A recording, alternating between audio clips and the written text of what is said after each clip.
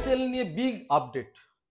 ভারতীয় ফুটবল সমর্থকরা, আপামর ফুটবল সমর্থক এই মুহূর্তে কিন্তু তাকিয়ে আছে আইএসএল কাদের হাতে যাবে, কোন সংস্থার হাতে যাবে তা জানতে অধীর আগ্রহে অপেক্ষা করছে। আইএসএল এর বিড জমা দেওয়ার, বিডে অংশ নেওয়ার লাস্ট ডেট 5 নভেম্বর। ডেফিনেটলি তারপরেই বিড পেপার খোলা হবে, জানা যাবে কারা কারা আবেদন করলো। কিন্তু আজকে যেটা হতে যাচ্ছে একটা বিশাল আপডেট। এর আগে আমি অনেক আগেই বলেছিলাম যে এফএসডিএল এর সঙ্গে ফেডারেশন যোগাযোগ রাখছে, বা অন্যান্য সংস্থার সঙ্গে তো রাখছেই। যখনই কোনো অকশন আবেদন করা হয় কোনো সংস্থার পক্ষ থেকে, কিছু কোম্পানির সঙ্গে আগের থেকেই কথা বলে রাখা হয়, কারণ সেই অনুযায়ী তাদের কন্ডিশন একটু জেনে সেই অনুযায়ী একটা বিডের জন্য আহ্বান করা হয়। যেমন এখানে রাখা হয়েছে মিনিমাম 250 কোটি টাকা নেটওয়ার্ক থাকতে হবে, 15 বছরের চুক্তি। কিন্তু ব্রডকাস্টিং নিয়ে যে শর্তগুলি দিয়েছে সেখানেই কিন্তু ভারতীয় অনেক কোম্পানি আটকে যাবে। এই ব্রডকাস্টিং এর শর্তগুলো পূরণ করতে পারে এই মুহূর্তে একমাত্র এফএসডিএল এবং সোনি নেটওয়ার্ক। তার বাইরে জি পারতো, কিন্তু গত 10 বছর ধরে জি কোনো স্পোর্টস মানে স্পোর্টস অ্যাক্টিভিটিতে নেই, স্পোর্টস টেলিকাস্টে নেই, যা ফলে জি এর একটা সমস্যা দেখা দিচ্ছে। নাহলে জি ফুটবল আগে ফেডারেশনের ফুটবলটা তো রিলায়েন্স মানে এফএসডিএল এর কাছে গেল জি ফুটবল, জি থেকেই, জি স্পোর্টস থেকেই। আগে তো জি স্পোর্টসই একাধিপত্য নিয়ে রেখে দিয়েছিল এএফএফ কে, তার থেকেই গিয়েছিল এফএসডিএল এর কাছে। তখন তো এফএসডিএল ছিল না, Reliance and Star Sports, IMG রিলায়েন্সের কাছে সোজা বলতে গেলে। আইএমজি রিলায়েন্স নিল, আইএমজি পরে বেরিয়ে গেল, সেখান থেকে পরে স্টারও বেরিয়ে গেল, হলো এফএসডিএল। সো যে যে ব্রডকাস্টিং শর্ত এবং যে আর্থিক শর্ত, তাতে এফএসডিএল সত্যি একটা মানে ওরা চাইলে নিতে পারে। এইবার জানতে হবে তারা কি আদৌ আগ্রহী। কেন আমি বলছি, তো বিগ আপডেট এবং আজকের দিনে বটেই। যে শর্তটা লেখা ছিল, অর্থাৎ 5 নভেম্বর হবে লাস্ট ডেট বিডিং এর, তারপরেই খোলা হবে কারা কারা বিড করলেন। সেখানে বলা ছিল 25 অক্টোবর ডেটে যারা যারা বিড করতে চান তাদের তো অনেক, ওই যে অকশনের যে কন্ডিশনগুলো, শর্তগুলি দেওয়া হয়েছে বিড করার জন্য। ধরুন আমার কোম্পানি আগ্রহী বিড করতে, কিন্তু আমি কিছু কিছু জায়গায় ক্লিয়ার হতে চাই কন্ডিশনগুলো, কিন্তু সেটা কি করে জানবো? আমি তো বিড করে দিলাম, হয়তো ভুল বিড করে ফেললাম, পেপারে ভুল হয়ে গেল, তাহলে তো আমি বিডিংটাই তো বাতিল হয়ে গেল। এটাতে হয়তো কোনো বড় কোম্পানি বাতিল হয়ে যেতে পারে। সো বা আমার কিছু বক্তব্য থাকতে পারে।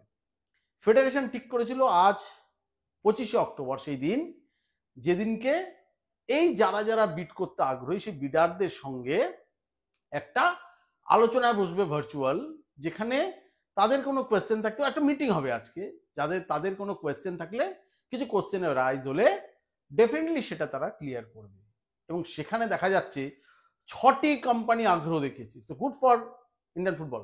6টি কোম্পানি আগ্রহ দেখিয়েছে। 6টি কোম্পানির মধ্যে 1 নম্বরে অবশ্যই এফএসডিএল, তারপরে আছে ইন্ডিয়ান অয়েল, তারপরে আছে সাচি স্পোর্টস। হ্যাঁ, উল্লেখযোগ্য নাম সাচি স্পোর্টস। আমি অনেক আগে বলেছিলাম যে দ্রুত তার সঙ্গে 1,25,00,000 বকেয়া জমা দিল ফেডারেশনে সাচি, তাহলে কি এর পিছনে অন্য কোনো কারণ আছে? সাচি স্পোর্টস আবেদন করেছে। এছাড়া একটি বিদেশি সংস্থা, আমি নাম বলতে পারছি না, এবং আরো 2টি ভারতীয় সংস্থা, আমি নাম জানি না। যারা যারা করেছে 3টে সংস্থা আমি নাম বলে দিলাম। কিন্তু একই সঙ্গে 200টি প্রশ্ন তুলেছে, একটা প্রশ্নমালা পাঠিয়ে দিয়েছে ওই এফএসডিএল, যার মধ্যে উল্লেখযোগ্য 2-3টি বিষয়। প্রথম উল্লেখযোগ্য বিষয় এই রেলিগেশন নিয়ে, যেটা নিয়ে এফএসডিএল এর সবচেয়ে বড় আপত্তি, যে এই মুহূর্তে তারা চায় না তাদের কোনো ফ্র্যাঞ্চাইজি টিমের রেলিগেশন হোক। সো রেলিগেশন নিয়ে তাদের কিছু প্রস্তাব মানে জানতে চেয়েছে বা ব্যাখ্যা চেয়েছে। সেকেন্ডলি যেটা বলেছে, এই যে মাসে মাসে 37.5 কোটি টাকা দিতে হবে ফেডারেশনকে, এই টাকা পয়সার একটা নেগোসিয়েশনের একটা ব্যাপার নিয়ে তার ব্যাখ্যা চেয়েছে। নাম্বার 3 যেটা বলেছে, এই যে গভর্নিং কাউন্সিলের হাতে পুরো দায়িত্বটা যাবে, তারা তো একভাবে ভাবছিল, এখন ফেডারেশন অন্যভাবে ভাবছে, সেটা নিয়ে একটা তার ব্যাখ্যা চেয়েছে। এরকম 200টি প্রায় পয়েন্টস এফএসডিএল তুলেছে। আমার প্রশ্ন সেটা না, পয়েন্ট তোলাটা না। পয়েন্ট তো মানুষ তখনই তোলে, আলোচনায় তো তখনই বসে যখন তারা আগ্রহী থাকে সেই বিষয়ে। আমি যদি আগ্রহী না থাকি, আমি তো আলোচনাতেই যাব না। আজকে যে এফএসডিএল আলোচনায় বসছে অফিসিয়ালি ফেডারেশনের সঙ্গে, তার মানে they are interested to enter in ISL again. নহলে তারা এই বিডের ব্যাপারে কেন পুঙ্খানুপুঙ্খ ব্যাপারে খোঁজ নিচ্ছে, এবং একটা কথা মাথায় রাখুন, আগের বারও যখন এসেছিল এরা কিন্তু 15 বছরের জন্যই এসেছিল। এবারও যে অকশনে যে কন্ডিশন রাখা হয়েছে সেটা 15 বছর রাখা হয়েছে। ঠিক আছে, সো এফএসডিএল এর এই আগ্রহ দেখানোটা কিন্তু প্রচন্ডভাবে গুরুত্বপূর্ণ। এক, দুই, আমার যা খবর ডিসেম্বরে আইএসএল শুরু হচ্ছে না, হচ্ছে 10th জানুয়ারি বা আশপাশে। কারণ কি, একমাত্র যদি নতুন কোনো কোম্পানি, এখন ধরুন 5th নভেম্বরের পর অকশন পেপার খোলা হবে, রেডি করতে করতে তারপর ধরুন তার ব্রডকাস্টিং পার্টনার খুঁজতে খুঁজতে যেটা হবে তাহলে কিন্তু আইএসএলটা জানুয়ারিতেও শুরু হবে না। একমাত্র যদি এফএসডিএল করে জানুয়ারিতে শুরুতেই এই লিগটা শুরু হওয়া সম্ভব, কারণ ওদের ইনফ্রাস্ট্রাকচার রেডি আছে। একটা জিনিস খেয়াল করে দেখবেন, যারা এফএসডিএল এ চাকরি করত সবাইকে কিন্তু কন্টিনিউ করে রাখা হয়েছে এখনো অবধি। আমার কাছে আরেকটা যেটা খবর, তার কোনো কি বলবো আমি প্রমাণ নেই, অনেকটা কয়েকজনের কাছে শোনা এবং আমার ধারণা ভুল না, যে এফএসডিএল এর যারা ভেন্ডার প্রতি বছর থাকে আইএসএল চালাতে গিয়ে, সেই ভেন্ডারদের সঙ্গে আলোচনা চলছে এবং তাদের বলা হয়েছে 10 জানুয়ারি বা আশেপাশে কিন্তু আইএসএলটা শুরু হতে পারে। তার আগে অবশ্যই ফেডারেশনের সঙ্গে এই ব্যাপারের ডিলগুলো ক্লিয়ার হতে হবে এফএসডিএল এর। সুতরাং রয়েছে সাচি স্পোর্টসের কথা যদি বলি, 250 কোটি টাকার নেটওয়ার্ক দেখানো হয়েছে। সাচির যে মূলত যে মূল ব্যবসা সেটাতে কিন্তু 250 কোটি টাকা, সাচি যে মূল ব্যবসা অর্থাৎ কি বলবো রিয়েল এস্টেটের ব্যবসা, সেটাতে 250 কোটি টাকা আছে, কিন্তু সাচি স্পোর্টসের হয়তো সেই নেটওয়ার্ক নেই।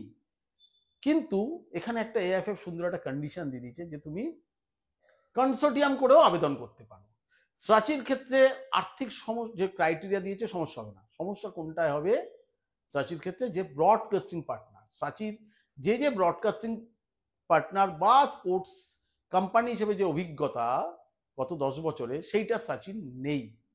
কিন্তু যদি কনসোর্টিয়াম করতে চায়, ধরুন সোনি নেটওয়ার্কের সঙ্গে সাচি কনসোর্টিয়াম করলো, তাহলে কিন্তু অ্যাপ্লাই করতে পারবে। সেই জায়গাগুলো কিন্তু সাচি আজকে ক্লিয়ার করতে চায়। ইন্ডিয়ান অয়েল নিয়ে আমার কোনো আগ্রহ বলবো না, আমার কোনো অভিজ্ঞতা নেই বা আমার জানা নেই ওরা কিভাবে কি করতে চায়। কিন্তু ইন্ডিয়ান অয়েল একটা আবেদন করেছে যে আজকে তারাও আলোচনা বসবে, সঙ্গে একটা বিদেশি কোম্পানি, আরো 2টো ইন্ডিয়ান কোম্পানি, অর্থাৎ 6টা কোম্পানি।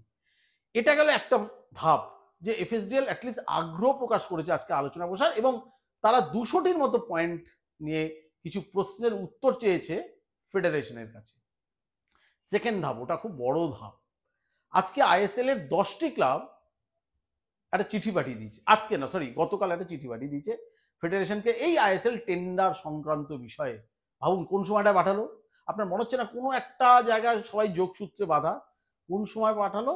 যখন 25শে অক্টোবর এই টেন্ডার নিয়ে বিডারদের সঙ্গে একটা মিটিংয়ে বসছে ফেডারেশনের টেন্ডার কমিটি, তার ঠিক আগেই 10টা ক্লাব চিঠি পাঠালো। এবং যথারীতি এর মধ্যে ইস্টবেঙ্গল মোহামেডান নেই। অনেকে জানতে চায় আচ্ছা ইস্টবেঙ্গল মোহামেডান কেন আবেদন করে না? আমি তার ব্যাখ্যাটা দিচ্ছি। ধরুন এই যে আইএসএল এর বাকি যে 10টা টিম ইস্টবেঙ্গল মোহামেডান বাদে, যারা যে রেগুলার চিঠি পাঠাচ্ছে একত্রিত হয়ে, তারা কিন্তু চিঠির কপি ইস্টবেঙ্গল মোহামেডানকেও পাঠাচ্ছে, কিন্তু তাতে ইস্টবেঙ্গল মোহামেডান সাইন করে না কেন? এই 10টি ক্লাবের সঙ্গে, ওরা তো ফ্র্যাঞ্চাইজি ক্লাব, তাদের সঙ্গে ইস্টবেঙ্গল মোহামেডানের মূল যে পার্থক্য, ধরুন আজকে রিলায়েন্স বা এফএসডিএল না এলে বা সেরকম কোনো কোম্পানি না এলে, 10টা কোম্পানি হয়তো ডিসিশন নিল যে আমরা আর ফুটবল টিম নামাবো না, কিন্তু মোহনবাগান ইস্টবেঙ্গল মোহামেডান তো এটা পারবে না। এটা হচ্ছে জনতার ক্লাব, পাবলিক ক্লাব। সো ওদের ওই ডিসিশনের মধ্যে ইস্টবেঙ্গল মোহামেডান থাকতে পারে না। তারা যে পয়েন্টস গুলো পাঠাচ্ছে, ইস্টবেঙ্গল মোহামেডান কর্তারা কিন্তু মানে যে কোম্পানি হয়েছে, তারা প্রতিটা সর্বসম্মতি দিচ্ছে, কিন্তু অফিসিয়ালি থাকতে পারে না। এই কারণে কাল যদি ওরা ডিসিশন নেয় আমরা ক্লাব তুলে দেবো, কারণ ওরা তো ফ্র্যাঞ্চাইজি ওনারের ক্লাব, ইস্টবেঙ্গল মোহামেডান পারবে না। ইস্টবেঙ্গল মোহামেডান যদি শুধুমাত্র ওই নাগজি, ধরুন কলিঙ্গ কাপ, বরদুলের জমানাতেও ফিরে যায়, শুধু কলকাতা লিগেও যায়, তাহলেও রাখতে হবে, তাহলে তারা সেগুলোই খেলবে, কারণ এটা পাবলিক ক্লাব। যে কারণে ওরা ওই ডিসিশন মিটিং গুলো থাকছে না, কারণ ওরা কখনোই, ওরা যে ডিসিশন নেবে এরা নীরব সম্মতি থাকতে পারে, কিন্তু ক্লাব খেলবেই না, এই ডিসিশনটা ধরুন না সুপার জায়ান্ট নিতে পারে, না ইমামি নিতে পারে, পাবলিক ক্লাব। যে কারণে ইস্টবেঙ্গল মোহামেডান সাইন করে না, কিন্তু তাদের প্রতিটা সম্মতি আছে, প্রতিটা চুক্তির কপি পাঠানো হচ্ছে। এবং যে বিশাল একটা চিঠি ফেডারেশনকে, কতগুলি শর্ত, কতগুলি পয়েন্ট, যে কন্ডিশন, মানে আইএসএল এর টেন্ডারে যে কিছু কন্ডিশন ক্লজ ধরে ধরে দেওয়া হয়েছে, তার কিছু কন্ডিশন উল্লেখ করে করে কিছু প্রশ্ন এবং প্রস্তাব রেখেছে ক্লাবগুলি। তার মধ্যে দুটো খুব উল্লেখযোগ্য। এক, তাতে আমরা জানি বা আইএসএল এর ক্লাবগুলো জানি যে স্যালারি ক্যাপ সম্ভবত ওটা হয়তো ভারতীয় ফুটবলারদের এবং মার্কিন ফুটবলার ছাড়া 18 কোটি টাকা স্যালারি ক্যাপ। ক্লাবগুলো এখন উপলব্ধি করতে পেরেছে যে সত্যিই তো, আজকে ধরুন আমি নাম আচ্ছা আমি ধরেই নি, গত বছর লিস্টন কোলাসও 30টার মতো যদি ম্যাচ খেলে থাকে পেয়েছে 2 কোটি 10, অর্থাৎ সে পার ম্যাচে 7 লক্ষ টাকার মতো করে পাচ্ছে। ফুটবলাররা টাকা পাক, এটা নিয়ে কারো কোনো আপত্তি থাকতে পারে না, কিন্তু সত্যি কি পার ম্যাচে 7 লক্ষ টাকা পাওয়ার মতো পারফরমেন্স কোনো ভারতীয় ফুটবলারের আছে? এর থেকেও বেশি টাকা আছে। সো মাত্র আইএসএল এর 20 থেকে 27টা কি 30টা, আগে যেমনি ভারতীয় ফুটবলার 45 থেকে 50টা ম্যাচ খেলতো, 25টা 27টা ম্যাচ খেলে 2 কোটি 3 কোটি করে টাকা নিয়ে যাচ্ছে। এটা কি আমাদের অপচয় হচ্ছে না? একটা দুটো ক্লাব বা 3টে ক্লাব হয়তো এই টাকা দিতে পারে, বাকি তো 13টা ক্লাবের মধ্যে 10টা ক্লাবই টাকা দিতে পারবে না। তাহলে কি হচ্ছে, তাদের সেই ক্লাবগুলোকে তো লাল বাতি পড়ে যাবে, তাই না? একটা ক্লাব বা দুটো ক্লাব বা 3টে ক্লাব সব ফুটবলার নিয়ে নেবে, অন্য ক্লাবগুলো টানতে পারবে না। আর এইভাবে যদি খরচা বেড়ে যায় দিনের পর দিন, যেখানে কোনো লাভ নেই, এটা অনেকটা ঘরের পয়সা ঢেলেই সব ক্লাবগুলো করছে, কিন্তু সেখানে যদি এইভাবে স্যালারি ক্যাপ বাড়িয়ে দেওয়া হয় প্লেয়ারদের, ওরা তো টিমই করতে পারবে না, তাই না? তারা খুব কয়েক বছরের জন্য দারুণ খেলাম কিন্তু লং টার্ম করলাম না, তাহলে তো ক্লাবগুলোই উঠে যাবে। সেই জন্য 10টি ক্লাব একযোগে হয়ে ফেডারেশনকে চিঠি দিয়েছে যে প্লিজ এই আইএসএল যারা নেবে বা নতুন করে যে আইএসএল হবে যদি হয়, তাহলে এই পয়েন্টটা মাস্ট রাখো যে স্যালারি ক্যাপ ফুটবলারদের রাখতে হবে 6 কোটি থেকে 10 কোটির মধ্যে। অর্থাৎ 6 কোটি হলে স্যালারি ক্যাপ 12 কোটি কমাতে হবে, আর যদি 10 কোটি হয় 8 কোটি কমাতে হবে। অর্থাৎ আগে ছিল 18 কোটি, এখন বলে দিয়েছে 6 কোটি থেকে 10 কোটির মধ্যে। এইগুলো ক্লাবগুলো কিন্তু প্রস্তাব দিয়েছে। কেন দিল এই প্রস্তাবটা? তাহলে কিন্তু এই ক্লাবগুলো যারা ব্লিডিং করছে ফাইন্যান্সিয়ালি প্রতি বছর আইএসএল খেলতে গিয়ে, তারা কিছুটা হলেও স্বস্তি পাবে। 2, এই যোগসূত্রটা ভাবুন, এফএসডিএল যখন রেলিগেশন নিয়ে আপত্তি আছে, এফএসডিএল এর আসল তো জায়গাটা রেলিগেশন নিয়ে আপত্তি, আর এই যে গভর্নিং কাউন্সিল চালাবে আইএসএলটা, সেটা কিভাবে নেবে আমি জানি না, কারণ এতদিন তো আইএসএলটা এফএসডিএলই চালাতো, কিন্তু এখন তো নতুন কনস্টিটিউশনে গভর্নিং কাউন্সিল চালাবে বা এআইএফএফ চালাবে। তাতে এআইএফএফ ওই যে আইএসএল এর যে কন্ডিশন দিচ্ছে তাতে একটা গভর্নিং কাউন্সিল গঠন করা হয়েছে, যে গভর্নিং কাউন্সিল চালাবে, যাতে 3 জন থাকবে ফেডারেশনের প্রতিনিধি, একজন ব্রডকাস্টার, একজন যারা নেবে সেই প্রতিনিধি এবং আরেকজন ক্লাব প্রতিনিধি, কিন্তু মেন সংখ্যা হচ্ছে ফেডারেশনের। এই জায়গাটা নিয়ে অনেক প্রশ্ন আছে এফএসডিএল, কিন্তু মূল প্রশ্ন কি রেলিগেশন নিয়ে, যে এফএসডিএল কখনো চায় না এই মুহূর্তে রেলিগেশন শুরু। আর ঠিক এই আলোচনার আগের দিন 10টি ক্লাব আইএসএল এর চিঠি দিয়ে ফেডারেশনকে প্রস্তাব দিল যে আপাতত রেলিগেশনটা বন্ধ রাখা উচিত। কতদিন তার একটা মাত্রাও বলে দিয়েছে যে আপাতত 5 বছরের জন্য এই অবনমন ইস্যুটাকে বন্ধ রাখা উচিত, ধীরে ধীরে ধীরে ধীরে এই অবনমনটাকে আনা উচিত। অর্থাৎ এই আইএসএল এর স্থিতি রাখার জন্য, ক্লাবগুলির গঠনগত যে স্থিতি সেটা রাখার জন্য আরো 5টা বছর সময় নেওয়া উচিত। তাহলে ক্লাবগুলো চিঠি দিল যে আপাতত রেলিগেশন 5 বছরের জন্য বন্ধ রাখা উচিত। এফএসডিএল চাইছে যে আপাতত রেলিগেশন বন্ধ রাখা উচিত। তাহলে দুটো 2 4 হয়ে যাচ্ছে। তাহলে ক্লাবগুলো এফএসডিএল এর জন্য বলছে, আইএসএল এর ক্লাবগুলো, এবং এফএসডিএল ও চাইছে আইএসএল করতে, কিন্তু রেলিগেশনটা চাইছে না। মাথায় রাখুন, এগুলো খুব ভাইটাল পয়েন্ট। ক্লাবগুলো আরো পয়েন্টস দিয়েছে যে যারা যে ব্রডকাস্টিং পার্টনার হবে তাদের রাইটস কত টাকা পাবে, আগে যে রাইটস পেত, রাইটসের যে পরিমাণ ছিল তার সমমান বা তার থেকে বেশি হচ্ছে কিনা সেটা কিন্তু দেখতে হবে, না হলে তাদের সমস্যা হবে। আরেকটা কথা বলা হয়েছে যে ক্লাবগুলো বলেছে যে আইএসএল চালাতে গেলে অনেক অনেক আগে কিন্তু ফিক্সচার জানাতে হবে, কারণ ক্লাবগুলির প্রস্তুতি লাগে যে এবছর আইএসএল কবে হবে কেউ জানে না। কিছু জায়গায় দেখলেন যে কালকেই আল নাসেরের সঙ্গে খেলার পর এফসি গোয়ার সিইও একটা বড় চিঠি দিয়েছে, একটা টুইট করেছে ফেডারেশনের প্রতি ক্ষোভ উগড়ে দিয়ে। কি ক্ষোভ উগড়ে দিয়েছে? যে আমরা জানি না এরপরে আমাদের খেলা কি, শুধু একটা আমি আল নাসেরের মতো ম্যাচ খেললাম ওদের বিরুদ্ধে, কিন্তু আমি কোনো স্পন্সর নিতে পারলাম না, বিকজ যে স্পন্সররাই আসবে তারা একটা লং টার্ম প্ল্যানিং চায়। আমি যে প্রেজেন্টেশন দেবো স্পন্সরের সামনে, আমার কাছে লং টার্ম প্রেজেন্টেশনটা কি হবে, আমি তো জানি না যে সুপার কাপের পর আইএসএল কবে হবে, কিভাবে হবে। তো সেরকম সবাই চায় যে আইএসএল এর ডেটসটা অনেক আগে জানানো হোক, কটা ম্যাচ কিভাবে হবে, কারা ব্রডকাস্ট করবে, এভরিথিং আমাদের যেন অনেক আগে জানানো হয়, তাহলে আমরা একটা লং টার্ম প্ল্যানিং করতে পারবো। এগুলো কিন্তু ক্লাবগুলো একটা রিকোয়েস্ট করেছে পয়েন্টস ধরে ধরে। আইএসএল এর যে কন্ডিশনগুলো, মানে আইএসএল পাওয়ার জন্য যে টেন্ডারের কন্ডিশনগুলো দেওয়া হয়েছিল ফেডারেশনের পক্ষ থেকে কিছুদিন আগে নোটিশ দেওয়া হয়েছিল, সেই পয়েন্টসগুলো ধরে ধরে এরা কিছু শর্ত মানে তুলেছে, প্রস্তাব দিয়েছে। এই প্রস্তাব এআইএফএফ নিতে পারে, নাও নিতে পারে, কিন্তু রেলিগেশনটা নিয়ে যেটা ক্লাবগুলি বলেছে সেটাও এফএসডিএলও বলেছে, এবং ওরা জানে যে একমাত্র এফএসডিএল নিলে যে যে প্রস্তাবগুলো ওরা দিয়েছে সেই প্রস্তাবগুলো কিন্তু সবকটাই এফএসডিএল তার ক্রাইটেরিয়া কমপ্লিট করছে। এবং এটা একটা বোঝাই যাচ্ছে যে ক্লাবগুলো চায় এফএসডিএল থাকুক, আইএসএল ক্লাবগুলো, কারণ এফএসডিএল থাকলে আর্থিকভাবে প্রত্যেকে সুরক্ষিত থাকবে। তবে ওই স্যালারি ক্যাপ কমাতে বলেছে, অর্থাৎ ক্লাবগুলি আর টানতে পারছে না বিশাল পরিমাণ, মানে 138 নম্বর ফিফা র্যাঙ্কিং এ যে দেশ, তার ফুটবলাররা 2 কোটি 3 কোটি মাত্র 20-25টা 30টা ম্যাচ খেলে পেয়ে যাচ্ছে। এই দায়ভার আর নিতে পারছে না। দেরিতে হলেও হুঁশ ফিরেছে ভারতীয় ক্লাবগুলির, যে অবিলম্বে সবাই মিলে ঠিক হচ্ছে যে স্যালারি ক্যাপ কমানো উচিত। আজকে যদি স্যালারি ক্যাপ না কম হয়, তাহলে আপনি 2 টাকা দেন, আমি ইচ্ছা করে 4 কোটি টাকা দিয়ে সব প্লেয়ার নিয়ে নেবো, কিছু করতে পারবো না। কিন্তু যদি অফিসিয়ালি রুলস হয়ে যায় যে স্যালারি ক্যাপ 6 কোটি থেকে 10 কোটির মধ্যেই থাকবে, আপনি সেই ম্যাক্সিমাম ফিগারটা দিতে পারেন, কিন্তু 10 কোটির উপরে তো আপনি স্যালারি ক্যাপ প্লেয়ারদের আর তুলতে পারবেন না টোটাল সম্মিলিত দলের। তাহলে প্লেয়ারদের রেটটা কম থাকবে, টানাটানি কম হবে, এবং যেটা হবে ক্লাবগুলো ফাইন্যান্সিয়াল ব্লিডিং থেকে বাঁচবে। আজকে বিকেলে মিটিং ফেডারেশনের সঙ্গে, কিন্তু এই 6টি বিডারদের, যারা বিডিং করেনি, এখন বিডার অংশগ্রহণ করেনি কিন্তু বিডার হিসেবে আগ্রহ দেখাচ্ছে। তো খুব উল্লেখযোগ্য যে 6টা সংস্থা কিন্তু আগ্রহ দেখিয়েছে, যেটা লোকে এতদিন ধরে ভাবছিল যে কি হবে, একটা আসবে কি আসবে না কি হবে। এর মানে এই নয় যে আজকে যে 200টি কোয়েশ্চেন এফএসডিএল দিয়েছে, 200টি পয়েন্টসের প্রশ্ন তুলেছে, তার ব্যাখ্যা চেয়েছে, এই 200টি পয়েন্ট হতেই পারে 10টা ব্যাখ্যা তার সন্তুষ্ট হলো না, 100টা হলো না, বা কোনোটাতেই হলো না, তাহলে নিশ্চয়ই তারা বিট করবে না। কিন্তু তারা ক্লিয়ার হতে চাইছে বিট করার আগে, এই ক্লিয়ার হতে চাইছে, না হলে এই প্রশ্নগুলো তার আগে পাঠাবে কেন? তাদের আগ্রহ আছে, ডেফিনেটলি ভারতীয় ফুটবলের সঙ্গে জড়িত থাকার তাদের আগ্রহ আছে। এতে 50 কোটি টাকা করে 15 বছর 750 কোটি টাকা, হ্যাঁ, সে তো তারা তো দিল, কেউ তো এগিয়ে আসেনি টাকাটা দিতে, 750 কোটি টাকা। এবং এই যে এখন 37.5 কোটি টাকা হচ্ছে, তার পুরো ব্যাখ্যাটা তারা চাইছে, তাই না?